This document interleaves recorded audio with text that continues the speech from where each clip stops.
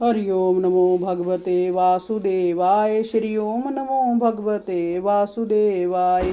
11वां अध्याय बत्सासुर और बकासुर का उद्धार।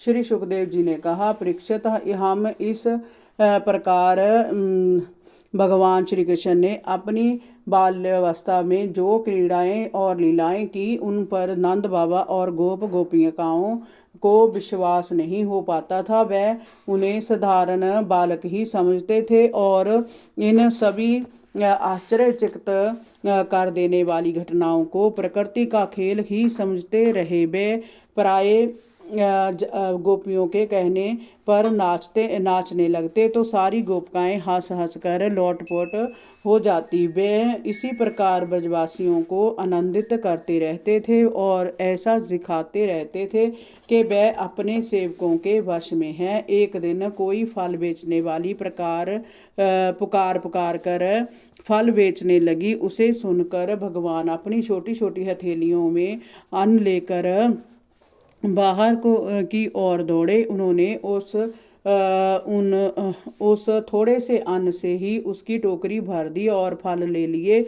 एक दिन बलराम और कृष्ण अपनी हम उम्र ग्वाल वालों की टोली के साथ जमुना के तट पर खेल रहे थे।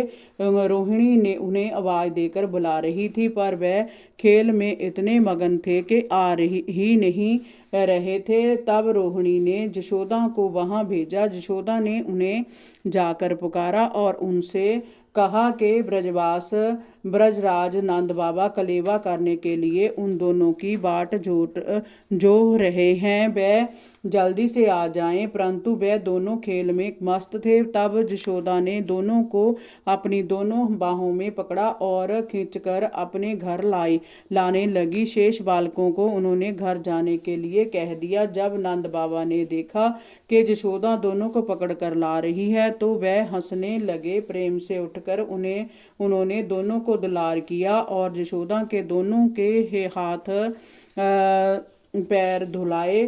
फिर वह नंद बाबा के पास कलेवा करने बैठे। उन्होंने अपने हाथों से दोनों को मक्खन खिलाया। परीक्षित, उन्हीं दिनों नंद बाबा ने सुना कि वन में तरह तरह के उत्पात होने लगे हैं। तब सभी गोपों ने एकत्र होकर विचार किया कि अब क्या करना चाहिए। उन गोपों में उपनंद नाम का एक बुजुर्ग भी था। उसने सलाह दी कि इन उत्पादों से बचने का एक ही उपाय है कि हम सभी जय स्थान छोड़कर वृंदावन नामक महावन की ओर चले। हरि ओम नमो भगवते वासुदेवाय। श्री ओम नमो भगवते वासुदेवाय।